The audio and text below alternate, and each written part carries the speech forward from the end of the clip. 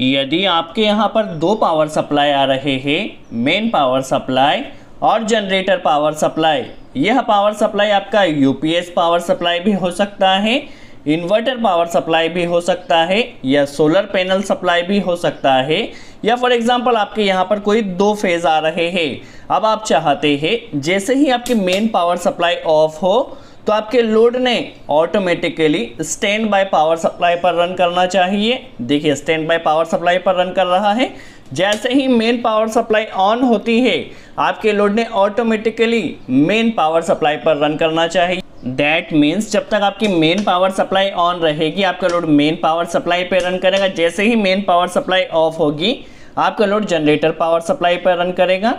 देखिए अभी change over को हमने मैनुअल मोड पर सिलेक्ट कर लिया है। मैनुअल मोड पर सिलेक्ट करने से क्या होगा, आप आपके लोड को इस तरह से मैनुअली ट्रांसफ़र कर सकते हैं। आपको मेन पावर सप्लाई पे रन करना है तो आप इसे मेन पावर सप्लाई पर कर लीजिए। आपको इसे जनरेटर पावर सप्लाई से रन करना है तो इस तरह से आप मैनुअल ट्रांसफ़र कर लीजिए।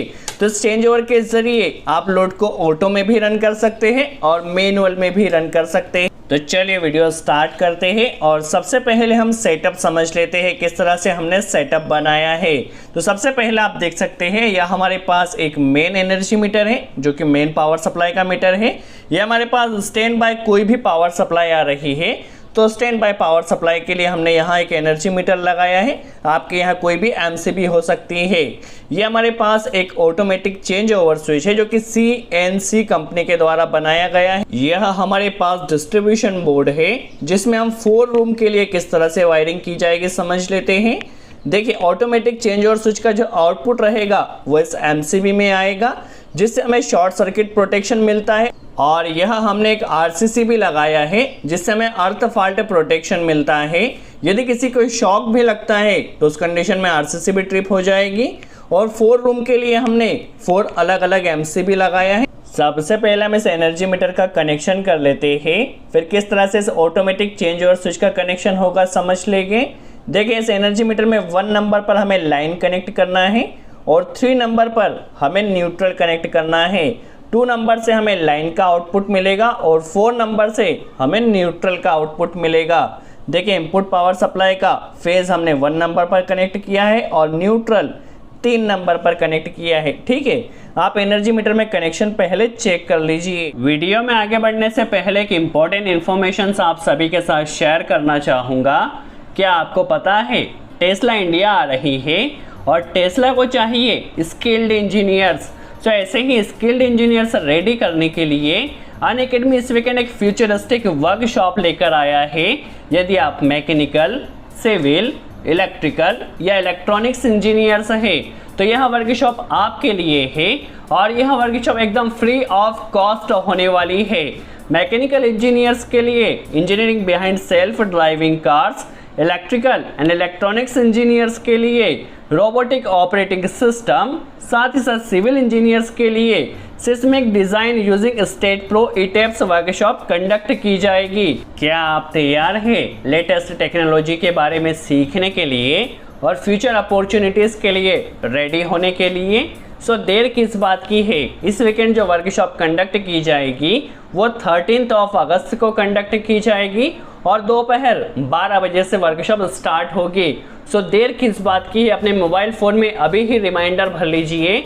और हाँ, आपको एक बात बता दें, ये जो वर्कशॉप कंडक्ट की जाएगी एकदम फ्री ऑफ कॉस्ट रहेगी और जिसे अटेंड करने का आपको एक सर्टिफिकेट भी मिलता है। So mechanical, civil, electrical and electronics engineer को ये वर्कशॉप ज़रूर अटेंड करना चाहिए। चलिए अब हम हमारे टॉपिक पर आते हैं। 2 नंबर से यहाँ हमें लाइन का आउटपुट मिलेगा तो लाइन का आउटपुट हमने 2 नंबर पर लगाया है। इस ऑटोमेटिक चेंज ओवर स्विच में देखा जाए तो मेन पावर सप्लाई का जो फेज़ और न्यूट्रल रहेगा वो हमें यहाँ पर लगाना है। ए पर हमें लाइन को कनेक्ट कर देना है। देखिए एनर्जी मीटर का जो भी आउटपुट है इसे हमने लाइन पर लगा दिया है और जो 4 नंबर से हमें न्यूट्रल का आउटपुट मिलेगा उसे भी हमें इस ऑटोमेटिक चेंज ओवर स्विच में एन की पोजीशन पर लगा देना है। देखिए मेन पावर सप्लाई का लाइन और न्यूट्रल हमने यहाँ पर लगा दिया है। अब इस एनर्जी मीटर में 1 नंबर पर हमें लाइन कनेक्ट करना है और 2 नंबर पर न्यूट्रल लगाना है। 3 नंबर से हमें न्यूट्रल का आउटपुट मिलेगा, जो हमें यहाँ पर जो हमारे स्टैंड बाय पावर सप्लाई है या जो रिजर्व पावर सप्लाई है, देखिए यहाँ पर न्यूट्रल हमने कनेक्ट कर लिया है। एनर्जी मीटर में आप कनेक्शन ज़रूर चेक कर लीजिए, उस हिसाब से ही आप कनेक्शन कीजिए। देखिए न्यूट्रल का आउटपुट यहाँ पे न्यूट्रल की पोजीशन पर लगा देना है और जो लाइन का आउटपुट रहेगा वो इस एनर्जी मीटर के 4th पॉइंट से हमें मिलेगा। तो यहाँ पर इसे देखिए जो हमारे पास स्टैंड बाय पावर सप्लाई के लिए फेस का पॉइंट दिया गया है, यहाँ कनेक्ट कर दिया है। देखिए हमारे पास ऑटोमेटिक चेंज ओवर स्विच का इनपुट कनेक्शन हो चुका है। आउटपुट में देखिए ए से ए में आपको एक लूपिंग कर देना है और एन से एन में आपको लूपिंग कर देना है। अब हमें ए से ए पर एक लूप कर देना है, दैट मीन्स फेस से फेस पर एक लूप हो जाएगा, लाइन से लाइन पर एक लूप हो जाएगा और न्यूट्रल से न्यूट्रल पर एक लूप कर देना है। देखिए एन से एन पर हम एक लूप कर देते हैं। अब आप आउटपुट किधर से भी ले सकते हैं, देखिए आप इधर से भी ले सकते हैं आउटपुट और इधर से भी ले सकते हैं। हमने यहाँ पर आउटपुट को लूप कर दिया है, हम यहाँ से आउटपुट लेंगे जो कि हमारी एमसीबी में जाएगा। चलिए सबसे पहले हम क्या काम करते हैं, ऑटोमेटिक चेंज ओवर स्विच से यहाँ पर आप उस तरफ से लेना चाहे तो भी ले सकते हैं। यहाँ पर लाइन वायर हमने कनेक्ट किया है जो कि हमारा डिस्ट्रीब्यूशन बोर्ड में जाएगा। देखिए लाइन वायर यहाँ पर आया है और इससे जो हमारी मेन एमसीबी है, मेन एमसीबी में आप पहले चेक कर लीजिए आपको लाइन ऊपर लगाना है या नीचे की तरफ लगाना है। एमसीबी में हमारे पास जो एमसीबी है उसमें लाइन ऊपर की तरफ लगेगी, तो हमने ऊपर लगाया है। देखिए इनपुट पावर सप्लाई के लिए न्यूट्रल यहाँ पर लिया है जो कि हमारी इस डिस्ट्रीब्यूशन एमसीबी में मेन एमसीबी में आ जाएगा। देखिए सबसे पहले एमसीबी में इनपुट पावर सप्लाई का कनेक्शन हो चुका है। अब एमसीबी का जो आउटपुट रहेगा वो आरसीसीबी में जाएगा, ठीक है। तो आरसीसीबी में भी आप चेक कर लीजिए आपको लाइन कहाँ देना है, न्यूट्रल कहाँ देना है। देखिए इस तरफ हमें न्यूट्रल देना है आरसीसीबी में, तो सबसे पहले एमसीबी में फेस का एक कनेक्टर हमें कनेक्ट कर लेना है। देखिए आप पहले एमसीबी में भी चेक कर लीजिए इनपुट किधर देना है, आउटपुट किधर देना है। आरसीसीबी में भी आप चेक कर लीजिए न्यूट्रल किधर देना है, फेस किधर देना है, ठीक है। फेस की लूपिंग हमने यहाँ कर दिया, न्यूट्रल से न्यूट्रल की लूपिंग हो जाएगी। चलिए न्यूट्रल से न्यूट्रल लूप करने के लिए हमने एक कनेक्टर ले लिया है। एमसीबी का जो आउटपुट रहेगा वो आरसीसीबी में जाएगा ताकि वहाँ पर हमें एमसीबी से शॉर्ट सर्किट प्रोटेक्शन मिल सके, ओवरलोड प्रोटेक्शन मिल सके और आरसीसीबी से हमें अर्थ फॉल्ट प्रोटेक्शन मिल सके।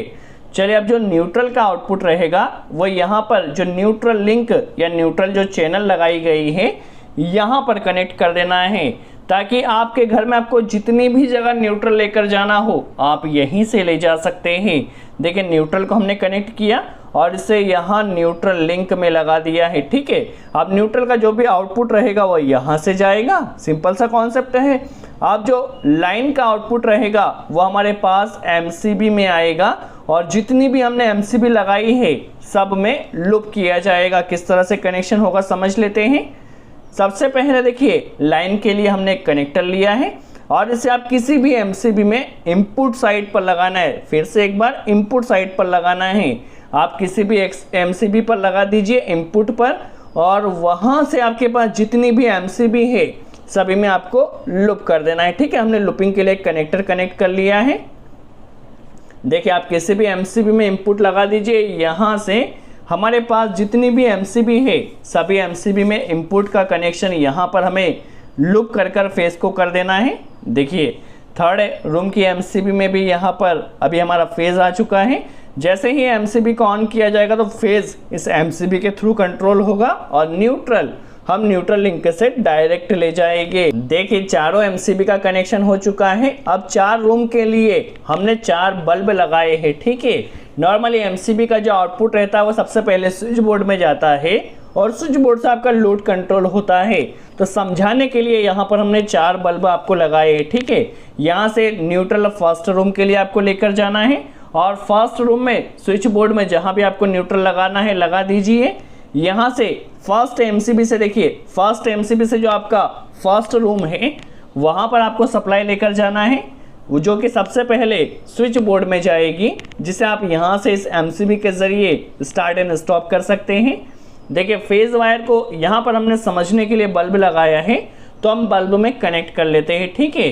फर्स्ट रूम के लिए एमसीबी से कनेक्शन हो चुका है। सेकंड रूम के लिए न्यूट्रल का कनेक्शन देखिए इस न्यूट्रल लिंक से हमने कर लिया है, जो कि हमारा जो सेकंड रूम है सेकंड रूम में चला जाएगा। थर्ड रूम के लिए भी न्यूट्रल हमने लगा लिया है।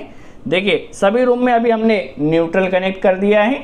सेकंड रूम का जो फेज़ रहेगा वो सेकंड एमसीबी से कनेक्ट किया जाएगा। थर्ड रूम का जो फेज़ रहेगा इस थर्ड एमसीबी के ज़रिए कनेक्ट होगा।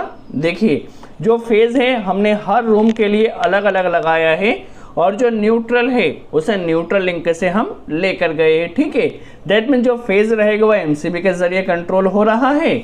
चलिए हमारा यहाँ पर कंप्लीट कनेक्शन हो चुका है। अभी हमने मेन पावर सप्लाई को ऑन कर दिया है। देखिए जो लोड है वो मेन पावर सप्लाई से रन कर रहा है। देखिए आप देख सकते हैं हमारा लोड अभी मेन पावर सप्लाई से रन कर रहा है। यहाँ से एमसीबी, आरसीसीबी और चारों रूमों के एमसीबी को अभी हम ऑन कर देते हैं। देखिए जो भी हमारे घर का लोड है वो मेन पावर सप्लाई से रन कर रहा है।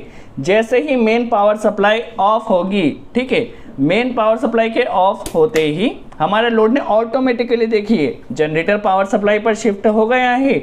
जैसे ही मेन पावर सप्लाई आपकी ऑन होगी तो आपका लोड मेन पावर सप्लाई से रन करेगा। जैसे ही मेन पावर सप्लाई ऑफ होगी तो लोड जनरेटर पावर सप्लाई पर रन करेगा। देखिए यह तो हमने देखा किस तरह से ऑटोमेटिक चेंज ओवर स्विच के ज़रिए हमारे घर का लोड ऑटोमेटिकली कंट्रोल होता है। मेन पावर सप्लाई रन करेगी तो मेन पावर सप्लाई से रन करेगा। यदि आप इसे मैनुअली ट्रांसफ़र करना चाहते हैं तो सबसे पहले इसे मैनुअल पर सिलेक्ट कर लिया है। देखिए दोनों पावर सप्लाई अभी ऑन है। उस कंडीशन में देखिए यहाँ से आप लोड को इस तरह से मैनुअली स्विच कर सकते हैं। आपको जिस भी पावर सप्लाई से लोड को रन करना है इस तरह से मैनुअली आप स्विच कर लीजिए। देखिए ये जनरेटर पावर सप्लाई से लोड रन कर रहा है। अभी आपको मेन पावर सप्लाई से रन करना है तो इसे मेन पावर सप्लाई से रन कर लीजिए। तो आप इस ऑटोमेटिक चेंज और स्विच के ज़रिए आपके घर का जो भी लोड है उसे ऑटोमेटिकली भी कंट्रोल कर सकते हैं। यदि आप मैनुअली कंट्रोल करना चाहें तो मैनुअली कंट्रोल भी कर सकते हैं। सो आई होप आपको कॉन्सेप्ट क्लियर हुआ हो। यदि वीडियो अच्छा लगा हो तो लाइक का बटन ज़रूर प्रेस करें। सो आज के लिए इतना ही। Thanks friends.